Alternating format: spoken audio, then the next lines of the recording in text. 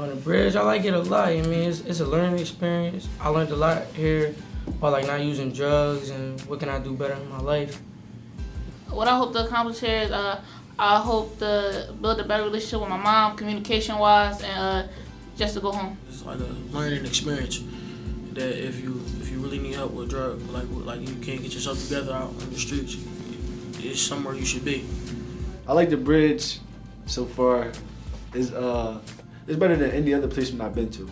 Our mission is to help young people reach their full potential. And we want them to realize that this is the first step in that process and that this is the launching point for that recovery. And it's important to stay engaged and stay involved in the treatment process.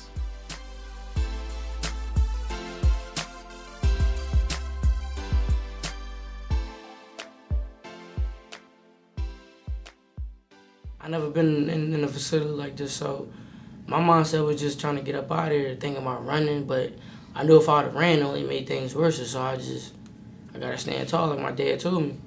I think my treatment coming along very well, you know, like my therapist is great, my group is great, and I think I'm doing very well. People with drug addictions, people like who got trauma in their life, and people like that really don't know how to deal with their problems, I recommend the bridge for them. You know, some days you're gonna have your days. Like I had my day a couple days ago. I was thinking about my mom. So I began to get a little sad, cry a little bit. You're gonna have your days, so you just gotta stay strong and maintain, stand tall. Being at the bridge, it's like being on vacation. Like you get time to yourself, like just to think and stuff like that, and like figure out where you really want to be in life. I think I'm doing pretty well in my treatment. Like I'm about to start my home passes in a week. And I'm pretty much on the verge of going home. Being on work crew is it's a good experience to like learn responsibilities and like a fast way to earn money while you in placement not doing nothing. Some jobs I do during work crew is front desk, cleaning and maintenance like painting and wiping windows and all that good stuff. Teachers at the bridge they pretty helpful. Like they really help you make sure that you doing everything, getting everything you need. And you doing everything you need to do. Cause I got left back like a couple times in high school, so as of now, like I'm really like in 12th grade on the right track. I think the bridge is very beneficial to our students because we are able to access a lot of different resources to meet everyday demands of different learners and different learning styles. So we are able to have our remedial learning as well as accelerated learning and also our GED, and between our programs of APEX and Plato and the GED and everyday classwork with your regular basic high school subjects, it benefits the students a lot. And here, like, the teachers actually take time out to help you with your work. And then the classroom's not that big, and it's much easier to learn to get an education.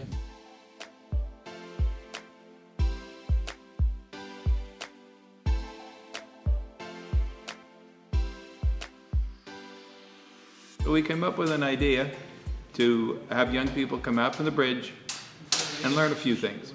Learn a skill, which is always important. This current skill that the young people just finished was completely disassembling and assembling and rebuilding a 4-cycle engine. It's a very, very big success.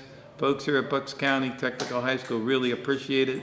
The behavior of the young people is impeccable, and it's just a way back. And we hope that there's somebody there that cares just as much about them after they leave the bridge as the folks at the bridge, and we have the opportunity to while they're here.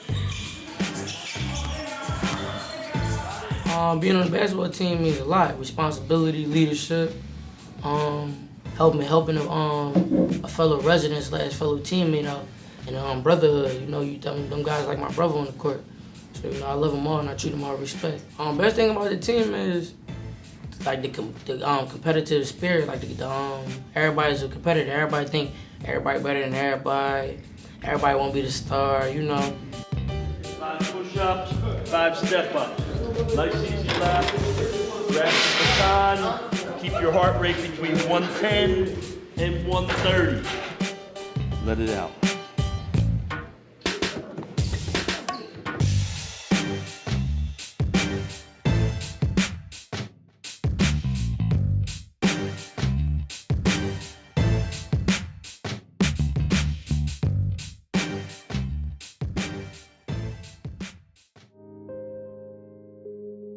Best thing about therapy is group. You know, like the guys that you in a group with and you venting to them and they venting to you. And y'all telling each other problems and what's going on, how y'all feeling, and what can y'all do to keep each other in a positive state. Usually they're all here for addiction, so they're going to get some sort of addictions treatment, relapse prevention planning, that sort of thing. But they're also going to get cognitive behavioral therapy, and we'll screen for trauma. If there's a trauma history, they'll get a trauma-focused cognitive behavioral therapy. But we'll screen for all sorts of, ADHD, bipolar, depression, to see what in particular they might need. Okay, so we're talking about anger today. So I drew up the anger roots tree up on the board. Roots are beneath the surface, and you see the whole tree. Think about some of the things in your life in general. So we talk about the roots. We're talking about pain, things that we've experienced in the past. Imagine the words that you heard, or the things that have been done to you when you were much younger, when you really didn't have a lot of control. So you saying like words like I hate you, I wish you was dead. Yeah. I ain't never loved you, you was a mistake, stuff like that. Yeah. And so when you think about revenge to that, how does that play out? It may hurt you, like when you were young, all you could do is cry. But when you get older, you can do something about it. It depends on which way you want to go about it. You can do it the negative way, you can do it the positive way. So I brought your workbook with me today, because I know you did your homework. And we're going to turn to the page that you did. And let's go through some of the symptoms that you're talking about. So in here, you talked about a lot about symptoms of where you feel it in your body. And you kind of identified some places. Can you tell me where you identified them? I identified them in my heart, like my chest, my head, my hands, and my legs. So the reason why we're talking about this today is because we want to make sure that you begin to understand the connection between some of the bad coping skills, which is what you talked about with the drugs and alcohol and bottling up that emotion, versus the ones that you learn to begin to identify now as things that are really helpful to you. They kind of replace the desire to go get high. Some people, their main goal is they want to get through school. Some people, their goal is to stop using drugs and alcohol. But we have to look at the person in a whole and really develop them and help them understand what they need to achieve their goals. I feel humble, positive. My goal for the day is stay in my lane and not bang out. How you feel? I feel positive. My goal for the day is keep my composure. How you feel? I feel tired, relaxed, positive. My goal for the day is to stay positive and not get any bang-ups. How you feel? I feel good. My goal for the day is just to relax and stay to myself and worry about myself. How you feel? I feel calm, I feel focused, I feel motivated, I feel blessed. My goal for the day is to continue to have a positive day and to stay in my lane. All the good stuff. How you feel? I feel happy. My goal is to help the girls, help staff, and to remain positive and humble. Let's get it. I'm taking this up.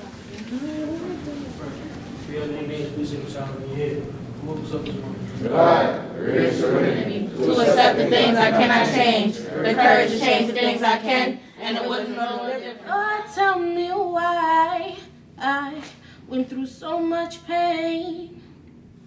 Lord, can you help me to recover? Because the challenge of life has overcome me. I need you to help me. Because you are so special. And you are so mighty. Help me.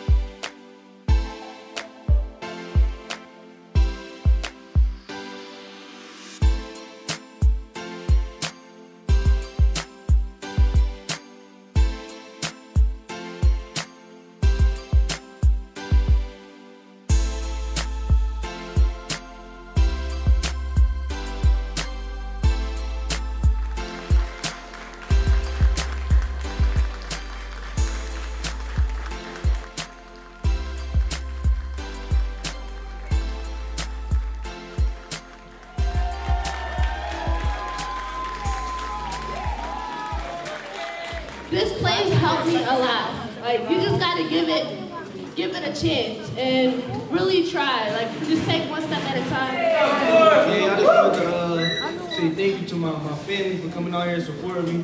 They always been there throughout the years. Even though we've been through a lot, they still always been there for me.